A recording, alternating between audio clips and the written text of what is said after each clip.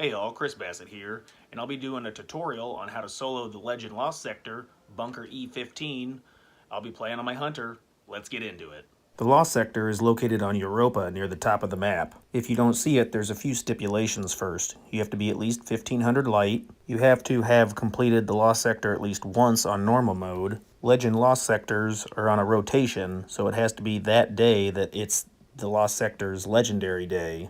I'll put a link down in the description for a calendar as to what days are legendary. Let's go over the class setup. Shadow Shot Mobius Quiver is going to be your highest damage super. I'll be using Gambler's Dodge, that way I can dodge near an enemy to recharge my melee attack. I'll use the Vortex Grenade to weaken enemies. Trapper's Ambush, that way I can slam with my melee attack to go invisible and weaken enemies. Echo of Persistence, so invisibility lasts longer. Undermining, that way my grenades weaken targets, and then Obscurity, that way finishers, I become invisible. So after you land in Eventide Ruins on Europa, the Lost sector will be directly behind you. So just go ahead and turn around and start heading that way. In this Lost sector, we're going to be dealing with Overload and Anti-Barrier champions. So the seasonal artifact means we've got 4 ways to deal with them. We've got Overload Bow, Anti-Barrier Scout Rifle, Anti-Barrier Auto Rifle, and Overload Machine Gun. If you haven't completed the Lost sector on normal mode, this is the path you head down. Just keep going down and twisting around until you get down to where the load screen changes. It'll say Lost Sector Discovered. Complete it on normal, and then you'll have access to the legendary version. Once you have access to the legendary version, you can find it right here on this beacon. Always pay attention to the elemental burn. That'll help do extra damage. So today's burn is Void. Try to use a Void subclass, Void weapons, and then Void resist mods into your chest armor. In this first room, we're looking for the Overload Captain, so I'm going to slam to the ground, Invisible Smoke Bomb to weaken everybody, and then try to focus that Captain down first. I'm using the Thunderlord Exotic Machine Gun. It has built-in intrinsic overload rounds. It's free for everyone right now. Just stop into the helm and pick up your exotic weapon. I like to kill all the additional enemies in this room before moving on, but if you're speedrunning, you don't really need to once you kill the captain. I'm using the Funnel Web submachine gun. It's one of the best Void submachine guns right now for Void 3.0, and it's available to all Guardians as it's a world drop. As we come up to this next area, I like to slam down, stun all the enemies, and then kill all the Vex. To proceed to the next room, you need to shoot that cube to take down the barrier. It also releases a couple of AI helpers that help in the final boss room by shooting enemies. There's a Minotaur in the back of the room, so dispatch him quickly. Use Void damage to take down his Void shield. In some encounters, if you don't have the appropriate elemental weapon to deal with the right shield, it can be really difficult to take down shields. So, Void weapon for Void shield, Solar weapon for Solar shield, Arc weapon for Arc shield. In this next room, I like to start off by doing a slam to all these Vex, dodge to gain my melee back, and then go ahead and take them all out. Watch out for those pools of electric goo on the floors. That'll kill you pretty quick.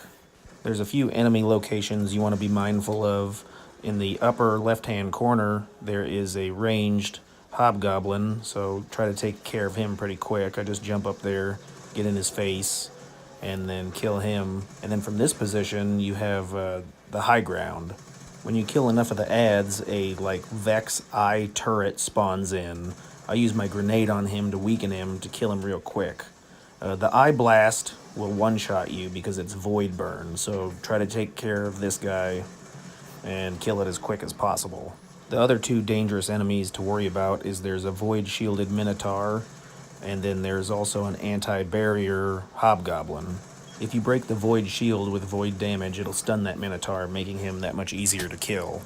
In most of the runs I did, the enemies would kind of come to me in this higher position, so I could just stand up here and clear out all the adds. Sometimes you'll have to jump down and search them out, but here you see I pull out my scout rifle to take down the barrier. If that anti-barrier champion puts that bubble up, he'll regenerate health, so make sure you pop that bubble as soon as possible. I like to go down and search out the heavy ammo bricks. I'm running a heavy ammo scavenger on my helmet and feet. These detainment fields are around the room. If you shoot the squares, it'll release the field, and then more AI combatants will help join the fight. So here's the final boss room. The boss spawns after you kill the wyvern in the back of the room. I like to swing around to the left and take out all the ads. Be mindful of the blue goo on the floor. It'll kill you pretty quick.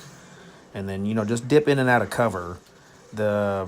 What they say is, use the 40-60 rule. So 40% of your body should be exposed while 60% is hidden behind cover.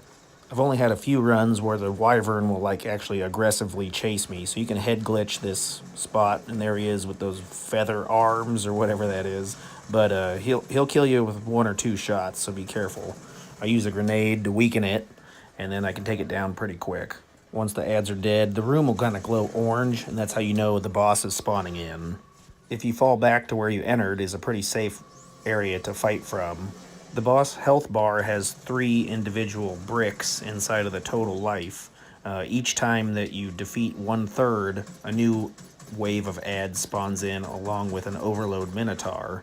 Enemies will push up and try to get you, so just go ahead and fall back even further if they start to overwhelm you. As you start to damage the boss, he will occasionally teleport around the room. Usually it's to the lower left side of the arena. This is where your invisibility comes in handy. That way he doesn't overpower you and kill you very quickly. You can go invisible, shake the aggro, and then reposition.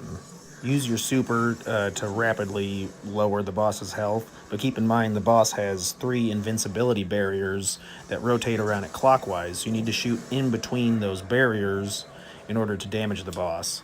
Keep in mind to keep your distance, as being up close, the splash damage from the shots can actually end up killing you. You do have limited revives, and each time you kill a champion, whether that's the overload or the barrier, you gain 1 more revive.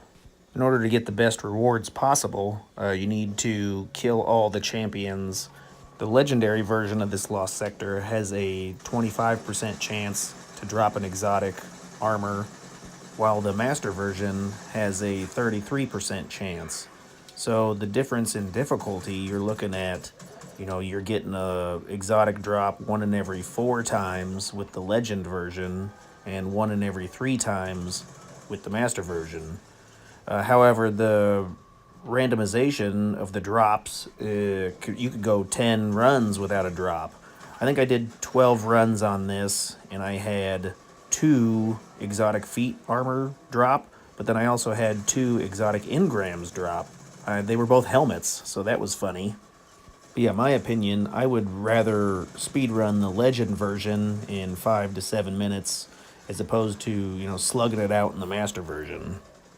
So here I'm just running my cooldowns on invisibility, going back and forth while doing a little bit of damage to the boss, trying to tick him down and not die again. I'm going to chip down that health bar to the last third, and then you know that the wave of ads is going to spawn in, so you're going to have a minotaur to deal with. So you can pull back to that safe space and then deal with all the enemies from in there. Don't forget that if you're looking for a particular stat spike on the armors, to equip that mod to your ghost shell, and that'll guarantee at least a 10, if not a 20, to that spike. I want to spike my discipline, that way I have a faster grenade recharge. Also, with the updates to how the stats now work, your stats are divided into 2 sections. The top 3, mobility, resilience, and recovery, is 1 block, and then the bottom 3, discipline, intellect, and strength, is another block. So by spiking your discipline, it gives a lot of points to that, and then reducing your intellect and your strength, which I don't really want to focus on, but I want to focus on the top 3. I want high mobility, recovery, and resilience. So by focusing on the bottom brick, gives a larger chance to have higher stats in those top 3. Hey, check out this other video right here. Use my Amazon link down in the description to save money on electronics. Help out the channel at no cost to you. If you have any questions, put it in the comments. Thanks.